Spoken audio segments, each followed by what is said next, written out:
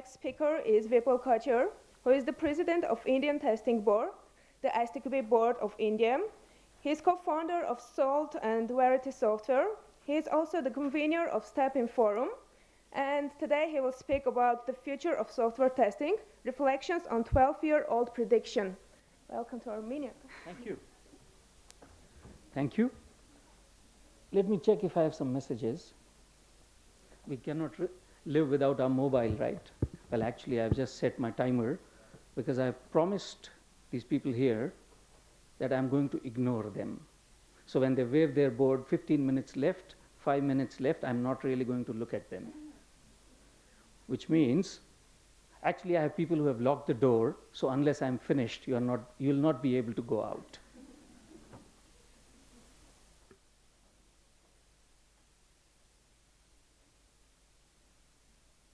I hope it's turned on. Okay. Can you hear me? All of you? Those who cannot hear, please raise your hand. My friends,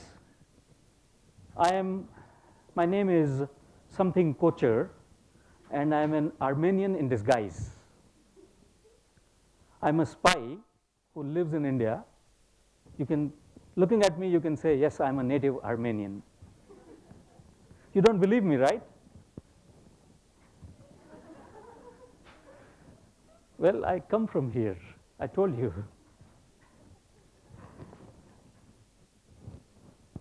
So what am I going to talk about? I'm not going to talk about technology in terms of how do you use it to test. This is going to be a 10,000 feet overview kind of a presentation, but something which I believe has implications on what we do and how we do. Long time ago, 2008, I made a presentation in Israel where the request was to make a presentation on what is the future of testing and how is it really going to look like. This is going to be a presentation where I'm going to be speaking with you. So you have to give me answers. Tell me, what is India famous for? Thank you. Sorry? Indian movies. Sorry? Taj Mahal. Okay. How about yoga? How about astrology, predicting the future? Sorry? Indian programming. Okay.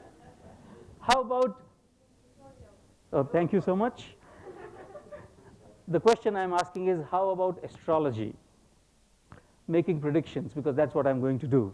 So if you go to India, make it a point, in addition to Taj Mahal, you also go consult an astrologer who is going to tell you who your future husband or wife going to be, where are you going to be, which job you are going to change when, and so on. It's very easy in India. They tell you everything. In the same tradition, I'm going to tell you about future of software testing.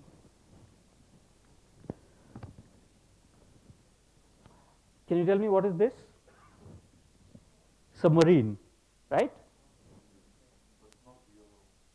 Not yellow, yes. Interestingly, 1869, the idea was conceived. 1897, the first submarine was actually created. How many of you are science fiction fans? Quite a number, excellent. Geosynchronous satellites, 45, actual implementation 63. Cloning, right? How about software testing? So let's talk about it. So in 2008, how many of you are aware of what are the latest buzzwords in technology today? Machine learning, excellent. Anything else? Blockchain, IoT, artificial intelligence. Okay, we're going, yeah, we're not still there, but yes, quantum computing. Anything else? A little more mundane? Cloud computing, data science, DevOps, no? Agile? Digital transformation. Okay, so let's see. In 2008, I said future in, and this was far future for me then, I said testing is going to be tool driven, integral part of development, better ways to tie all development artifacts together, integration with various sources of information, better analysis and action. I haven't changed a single word in this slide. Let's see. Back then I said this, that you will have coverage and data as an integral part of tool chain, external interfaces coverage, requirements, risks, test. There were friends in first session who said metrics, useless, right? Metrics, a risk, and there are no best practices. I couldn't ask them a question. So is no best practice a best practice? Because when you say there is no best practice, you're making it sound as this is the best practice, that there is no best practice. Now here you see coverage is actually important, of course in a way in which it makes sense. And I said there would be tools which would be doing all this coverage. They would be pumping in data into defect databases, and we would be utilizing this. We would get information from customer care databases, emails, blogs, and so on. We'll do non-functional coverage, code profiling, code security check, data coming in from internet security advisories, data from application monitoring in production, all of this in 2008. The technologies didn't exist. The thought, sure, it existed in a lot of people's head, but nothing was really there as a tool chain. May I ask you a question at this point of time? What does this remind you of? Astrology, okay. Sorry? Solar system. Not this one, I mean this whole thing. How many of you work in a tool-driven environment? I'm not going to use a specific word, but do you see some of what you do today anywhere in this tool chain? Anybody who works, for example, here? Are you aware of tools that are used here? How many of you are white box testers, SDETs? No, these are just words. Whatever you mean by that, that's okay. When I say SDET or white box tester, it may be very different from what you understand by what I am saying. But based on your understanding, how many of you work in this area? Anybody? Nobody? Okay, so we'll talk about it. Here, test coverage. Anybody does that? Measurement of test coverage, requirements coverage. Okay, how do you know that you've covered it? Whatever requirements there are, how do you know you've covered them? Count the requirements. Count the lines of code, okay? I'm asking how do you know you've covered your risks, you've covered your requirements? Simple question. Because you are in the coverage, you are in the metrics game. How do you do it? Anybody? Count of? Dead code. Okay. I'm asking about risk and requirement coverage. Do you have requirement traceability metrics in your company? How many of you have it? Please raise your hand. So you do this kind of coverage, right? When do you say a requirement has been covered? When you have one test case, one or more test cases, correct? Yes or no? So if you have, how do you know that one test case is enough to cover this requirement?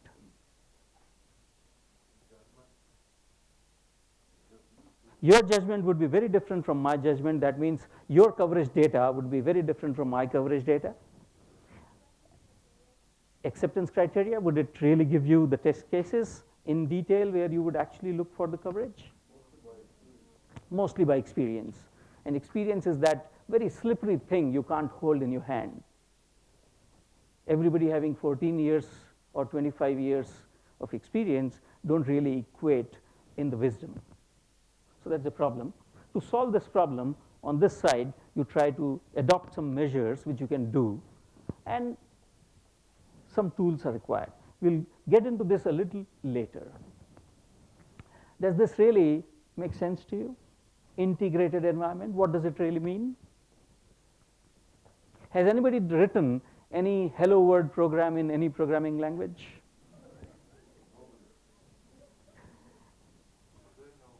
Sorry? How do you know? Not today. Not today, okay, good. Today, hello world would be a bad thing to do. We are testers here. My friends, if you have used Microsoft Visual Studio, for example, that's an example of an integrated development environment, correct? You have got so many tools. You write code there, you do the syntax check, you can look at the call graph, you can look at the stack, you can do step-by-step execution. Do testers have a similar kind of a workbench or an ITE, integrated test environment? So while Microsoft tried to come up with something, I don't really know today where they are, and this is a sorely lacking thing. However, we have a lot of rudimentary things today that are available. So what I'd said then was that requirements would be visual, prioritized, self-checking, testable, constrained, and your design would be mapped to the requirements, the design would be mapped to the code, code would be mapped to the tests, tests would be mapped to the requirement, design, code, everything. So now with this whole tool chain, it becomes very easy to understand what has changed, what is the impact, what tests need to be run, what is the coverage criteria, and so on. So I had said that this for sure hasn't happened. However, this is an old technology. This is something that has started to happen. This is likely to happen soon. Did you see any DevOps in this?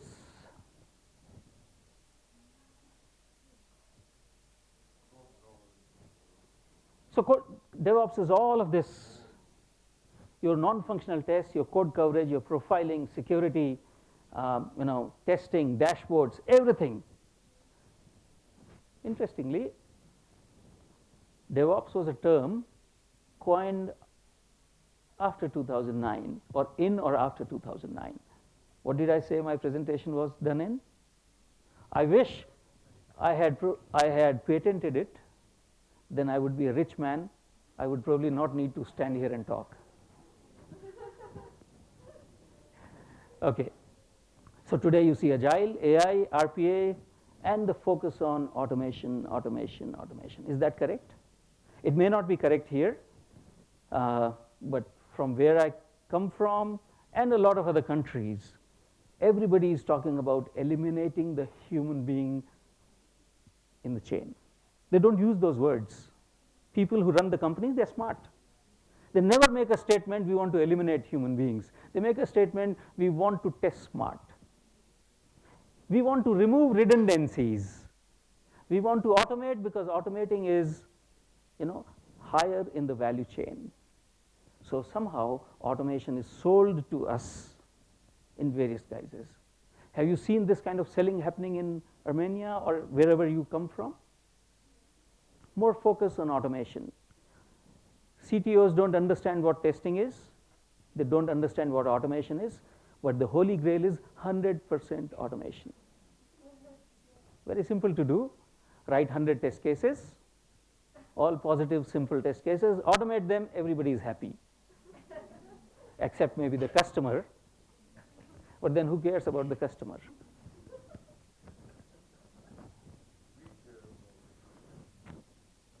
Who said that? You did. Okay.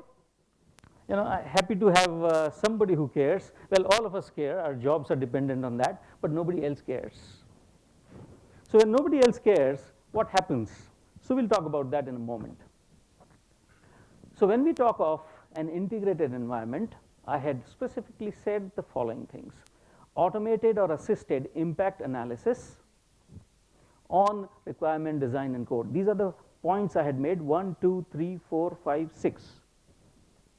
This hasn't happened yet, so I am not really mentioning them here. Do you see this happening anywhere? So somebody said AI, machine learning, and so on. A lot of research going on how impact analysis can be done on all the past data that you have created. And so next time when you do a check-in, the machine learning algorithm would kick in, the model would kick in. What would it do to you? It would tell you this part of the code is likely to have bugs. These are the tests to be run, and so on. Who said experience? What are we going to do with the experience if my algorithm has everything that your experience has taught you? So I'm making you afraid. I'm making you afraid of future, that you will not be required in future, redundant. Is that the truth? No? Is that a wishful thinking? That no? How do we know we will not be made redundant? So please bear that question in mind, and we'll try to answer that in the later part of the presentation. The presentation has two parts: 2008 and where we are, and 2019, what's going to happen. Do you think this is happening? Already there are a lot of frameworks that are available. They look at the code, they generate code for you to help you do unit testing, all the mocking frameworks, and so on and so forth. System tests getting automatically generated, partly there, not fully, partly there. More AI and machine learning related research needs to be done to get that done. This is, of course, already there as the part of DevOps toolchain.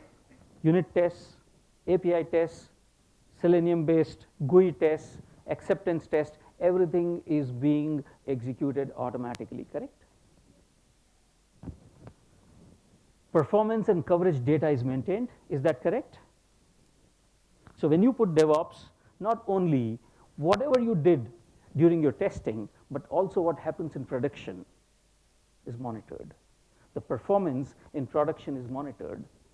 And then with machine learning, what's going to happen is it would be checked to see whether your system has degraded in performance, is better, should have been better, and so on. So a lot of diagnostic analysis would be available. Okay. Map of code executed has statistics on requirements related to the code, tests, testers, developers, bugs, modules, risks. We were told when we attended some trainings, look at the bug, don't point out the tester. Look at the code fix or the reopened bug, don't point out the developers. That's a bad thing. Correct? How many of you have never actually done that? Or when some fix comes in, the first question you ask is, okay, who made this fix? That guy. Oh my God. Evenings are gone, weekends are gone. Have you done that? If you have done that, this is what I'm talking about. Automated, anonymous analysis available, which helps you determine what is to be done. Impact analysis, rule-based, not machine learning-based, where you say every code fix, you look at all the related modules, features, GUI elements, and all other activities related to performance, so the whole impact analysis can be done. Now, when I say rule-based versus machine learning, how many of you are aware of machine learning and how does it work? Okay. And when I use the word rule-based, do you understand what I'm saying? So there are instructions, if then else kind of instructions that are available, so rule-based. Machine learning creates its own set of rules. So it doesn't matter how that happens, but this is really going to happen. A part of it is already there. Okay. Regression test selection tools. Go and search on AI-based automation tools. There are 8 or 10 prominently available tools. Some of them actually do this.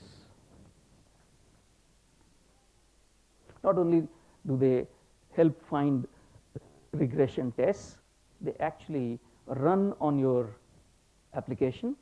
They are able to detect the changes, and they are sometimes able to tell you the solution. So for example, an object has changed. They'll tell you this object has changed. This is how the script should be fixed. Are you okay with it? You just press OK, and you don't need to code anything. Now imagine, what does that really do to you and your job as an automation engineer? So earlier, if there were 50 people writing scripts, how many people do you think you need to press an OK or cancel button? Yeah, so that's the risk. Sorry? Go ahead. One person? Yeah, so if there are a lot of OKs and a lot of cancels, maybe 2 persons. So that's where we are. Okay. Now this is something that started, but the moment automation came in, this died. Now think about it. This is a technique you can use in your testing today manually. There's no tool, but you can use it manually. Can somebody tell me, what does visual format of a test case really mean? How do you write test cases today? Type, type, type, correct? Textual. The GUI test cases are also written in a textual manner. Is that correct?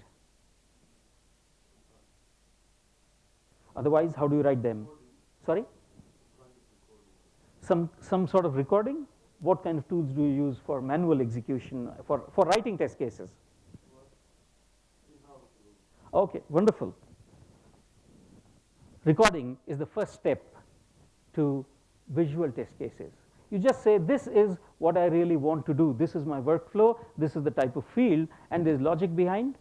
Either machine learning or rule-based, doesn't matter. And it automatically says, okay, if this is a text field, it's picking up data from this column, this table in the database. This is where it is going to be consumed. It knows everything. It generates the tests for you. Are there such tools available?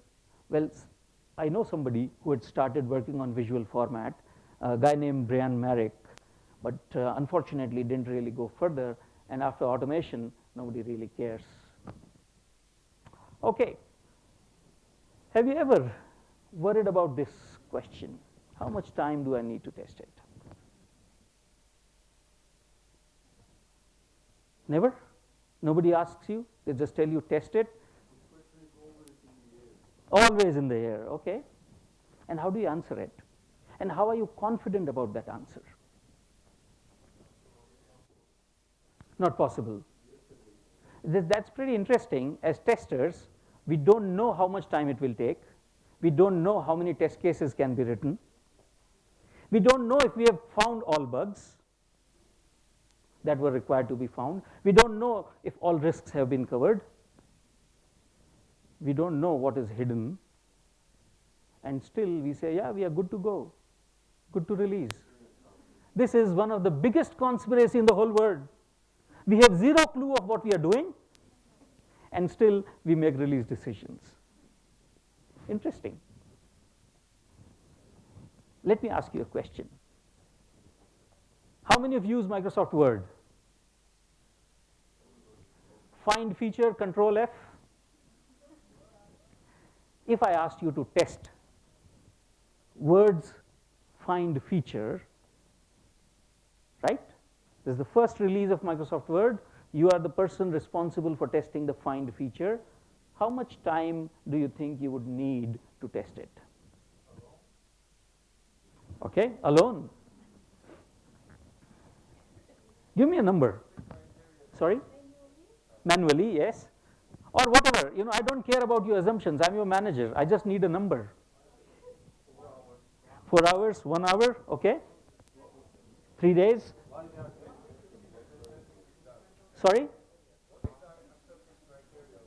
You tell me, I am your manager. You don't ask me questions. I ask you questions. What's the goal? Why are you asking? What do you think is the goal? See, as a manager, I'm going to bounce your question back to you. Whatever, write your assumptions, tell me how much time. So maximum that I've heard is 3 days, forever. I'll just give you an example. Adobe Reader, has anybody really heard about that software? Okay, I used to manage testing of that at one point of time. Are you happy with the quality of the software, Adobe Reader? Pretty much. Pretty much. You can thank me for that. And in case you found it bad quality, you know, ever since I left Adobe, it has gone to the dogs. We had a feature, there's a feature there as well for Find. It took 2 persons 18 months to test it.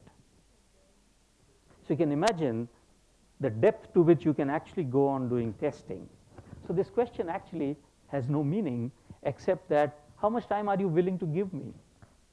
Because in that time I can tell you what can be tested, and everything else, which is the infinite universe, other than this small thing that I've told you, cannot be tested. So there are no such solutions available. Now this is something that you collect your data in an automated manner and make predictions based on the current state of the project. It's a patent pending thing that I'm working on. I've written patent pending because it makes me sound really intelligent and knowledgeable. Actually there's nothing called patent pending, but just you see the word patent pending, it should have given you some respect for me in your eyes. No? Okay. So be it. So guys, what did we see? I made certain predictions. Many of them have come true in different forms and formats. So what? Why did I make this presentation and wasted your, how much time it is, 20 minutes by now? 22, thank you. Why did I do that? Do you have any answer to that or an idea why did I do that? All right, very valid reason. When I was thinking why should I make this presentation, this was one of the, but please also understand, just one moment, before you go out, there would be a guy there collecting money per prediction, $100. So I'm trying to convince you to give $100 to that guy. Of course, if you are not convinced, that guy has a Kalashnikov as well. Yes, any other answer? You were saying something. Okay. Thank you. So I have convinced you that I'm a good predictor, but still, why do I need to convince you? See, they've already promised me some money, right? And now if I come here, speak anything, at least that money is safe. They may not call me again, that's a separate issue. I'm in Armenia. I come from India, so not worried. My friends, anything that I said didn't really depend on meditative exploration of technology space, where at 3:30 in the morning I sat cross-legged, closed my eyes, slow breathing, and let my mind expand and fill the whole universe. Nothing of that sort happened. So what did happen? Why did I make those predictions? One, this is how I wanted testing to be. Two, I looked at how many of these are desirable things which are possible with today's technology, and I looked at the patterns. I looked at the patterns of how things have happened in last 8-10 years and to predict how things are going. And predicting future is always a very dangerous job. So when I make this dangerous job, when I do this dangerous job here, I want you to reflect back on the patterns that you have observed in last 8-10 years. What you're observing today, and try to extrapolate that to 2 years, 3 years, 5 years, 10 years down the line. Try to think of problems that testing, if testing would still exist, what kind of problems it may face. Technology, what kind of issues it may give rise to, and testing will have to rise up to respond to those, and you will immediately be able to predict future yourself. Why do we need to predict future? Because there are 2 ways, 3 ways actually. Second way is that whatever is happening, you flow with the flow. What about the first one? We'll come to the first one. So the second one is flow with the flow. So I'm a tester. What skills should I have? Well, you know what? Yesterday's newspaper talked about that today machine learning is going to be in the sky. So I'm going to start machine learning. Today's newspaper is telling me machine learning applied to DevOps. That is going to be the key. So that's the skill I'm going to acquire because I want to stay relevant in my job in the top percentile. Because if I'm in the top percentile, I get paid the best. That's what I'm interested in, for example. Or I'm interested in knowledge for knowledge's sake. I don't really care how much you pay me. How many of you are in that phase?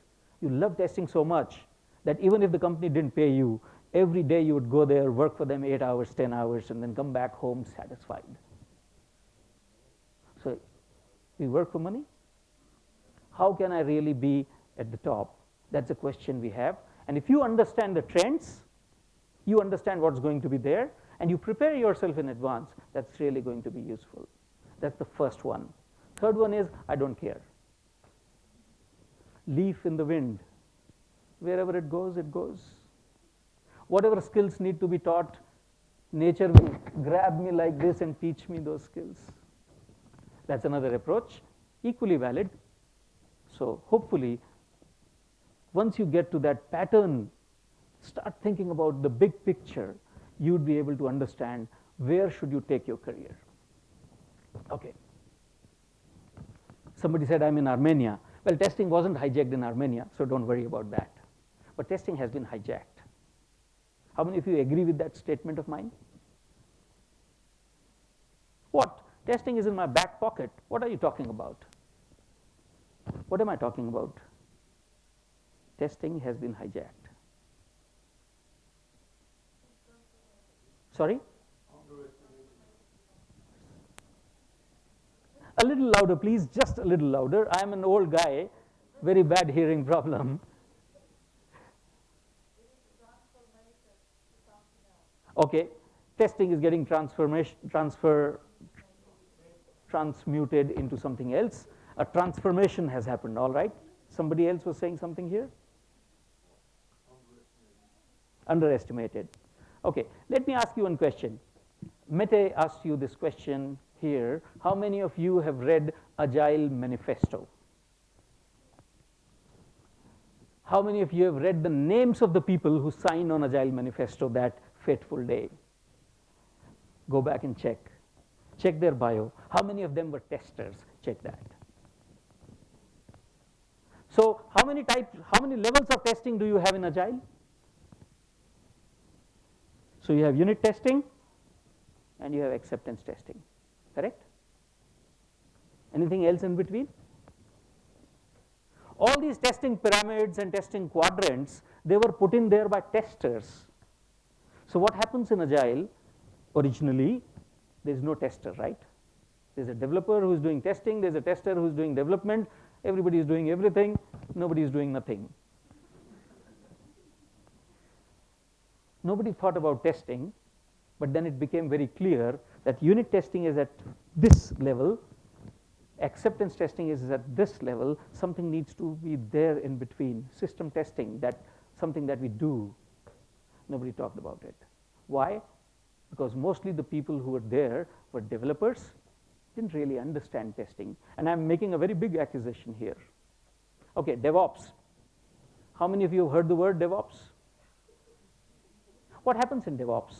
Who are the people who created the word DevOps, and what is the most defining characteristic of DevOps? Other than the culture, no silos, no walls, but what is the most defining technical characteristic of DevOps? Automated, correct? Sorry? Continuous integration, again, automation. Automated check-in, automated build, automated code coverage analysis, automated static analysis, automated unit test execution, automated deployment, automated this, automated that, and automated testing. Where is manual testing in this whole? Oh no, there cannot be manual testing in this, because that's the whole idea of continuous integration, continuous delivery, continuous deployment, continuous testing. You have removed the human tester, human mind, manual testing, manual thinking from the tool chain. This tool chain is incomplete without us. This, why DevOps? Who did DevOps? Developers. Operations. Where is testing in it? Oh, you know what? when we do development, testing is part of it. And that's how testing has been dismissed. And that's why I'm saying testing has been hijacked. Now I'm making a very dire prediction here. Next 5 to 7 years, as people go for more DevOps, there is going to be more automated deployment happening automatically. There is going to be some sort of catastrophic failures because of removal of human from the loop. And then manual testing will come back again, but then it's going to come back in a different form, different name, and so on. It will not be called manual testing. People will create new words which mean the same thing, which are exactly same as how you did things 20 years ago. But 20 years ago what you did, if you give it a new name, life is suddenly very good. How many of you know of exploratory testing? So when I started doing my testing, I was a developer, I was moved into testing. My manager used to tell me, 80% of your bugs should be coming from test cases, remaining 20% of your bugs should be coming from free-form testing, ad hoc testing. 20% of your times consequently should be spent in ad hoc testing, 80% time in test case-based testing. Unfortunately, year after year, I found 95% of my bugs are coming from exploratory testing, 5% bugs probably are coming from test case-based testing, and no matter how many test cases I wrote, test cases, more test cases, more test cases, 300-page document, 600-page document, 1000-page document, numbers didn't really change much. So one day, in 1996, 7, something like that, I read a paper by James Bach where he said, majority of the people find bugs using ad hoc testing or free-form testing. And then he went on to describe everything that I did in free-form or ad hoc testing as exploratory testing. Next day when my manager came, asked me, what are you doing? I said, I'm doing exploratory testing. Good, good, you've learned new things. So you have to give new names after a certain time. You keep doing the same things. That's what's going to happen here. Okay. How many of you think AI is the next big thing which is going to disrupt the way we do things? In how many years? 2 years, 5 years, 10 years? You forgot the 2 days, 3 hours, 45 seconds. Okay. I'll give you a very interesting example. All of you use Gmail? Is there sentence completion in Gmail? The next word prediction or the sentence prediction, new feature, right? Sorry? Sometimes it works. You are happy with that it works sometimes. Next 3 to 4 years it will work beautifully. Now I'm going to give you an example of how different AI systems by themselves working really well, when put together, fail in very interesting ways. So, how many English do you know? What kind of question is that? How many English do you know? UK English, US English, English English, Indian English, Armenian English, right? All sorts of things.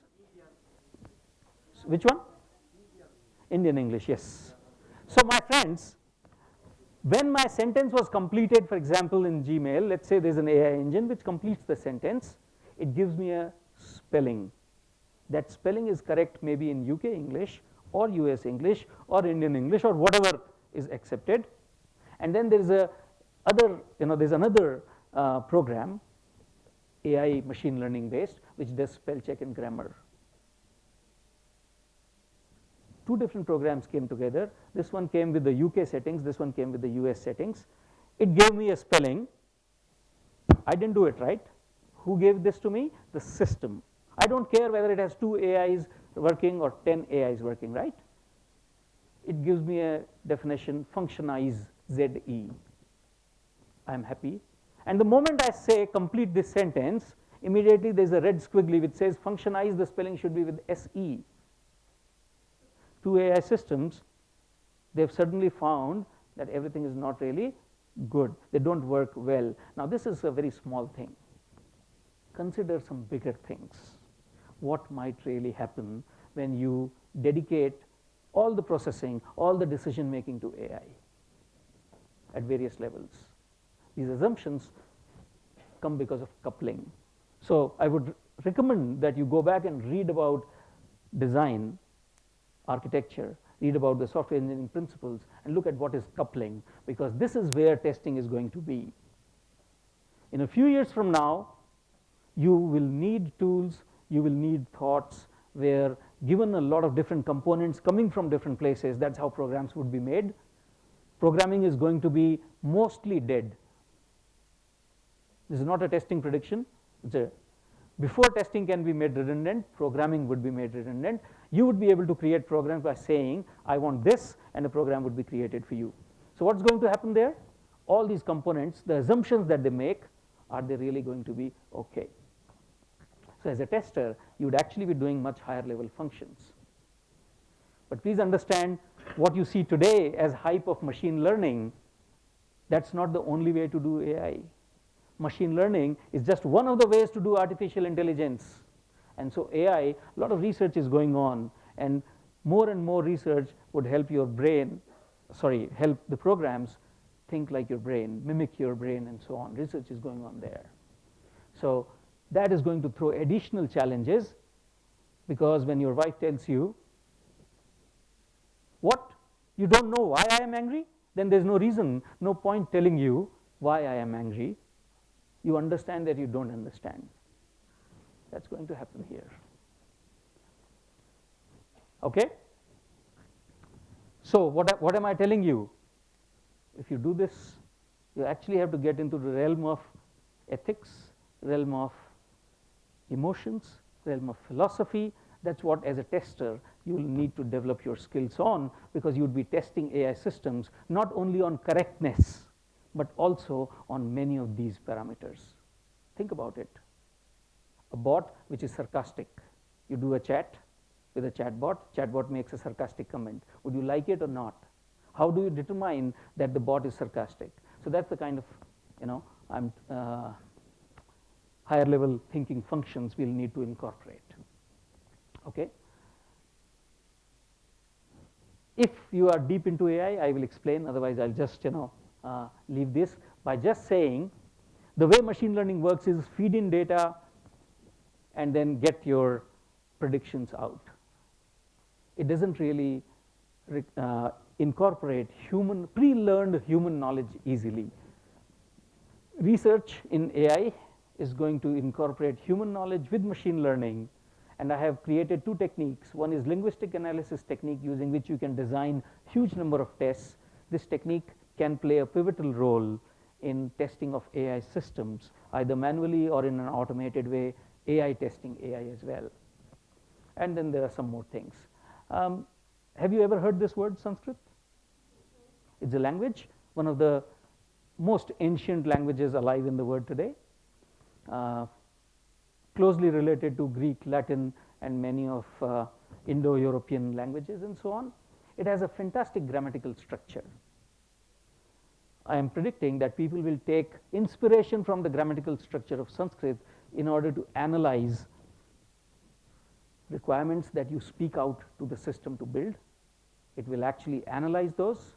It will try to find more details. You just say, I want this, and then it will pop questions after questions, and you answer those questions, and your requirements are done. Requirements are done, code can easily be done in an automated way.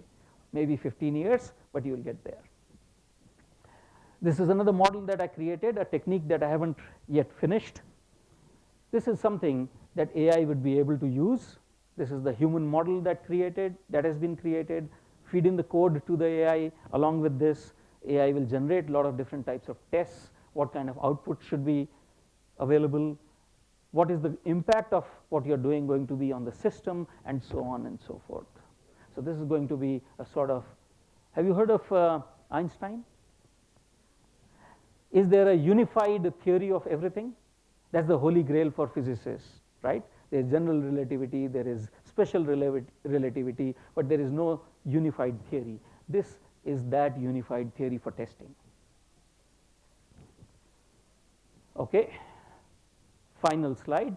Short term, you'd be using a lot of AI doing offline, online manual testing. Medium term, AI will replace many testing jobs beyond automation, but human would still be in control. And long term, a new discipline of thinking testers will emerge that will mentor the AI.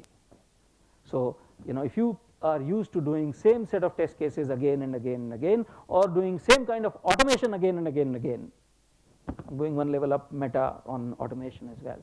Now, you will use technical knowledge and meditative intuition. The thing I told you in the, my time is up. The thing that I told you in the beginning, you'll probably need something like that. And I'm making this statement in full knowledge. You will need to upgrade your mind. Very easy to do. Okay? For really, really long term, I'm saying text, as we see, would be made redundant. Images will rule. Human beings will communicate in terms of images mostly. And if research goes in this direction, then not only images but smells, touch, and other things, much richer form of communications will emerge, maybe 100 years from now. Okay? Final slide. How about self-testing code? What's my prediction?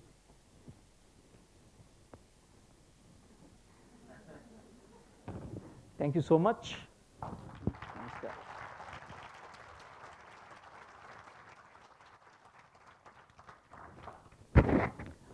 So, are we open to questions? Of course, questions would mean I will keep you away from food. So that's a good way for me to tell you, no questions, please. All right, thank you so much. If there are no questions, otherwise I'm available here during the lunchtime. Feel free to ask me. Thank you.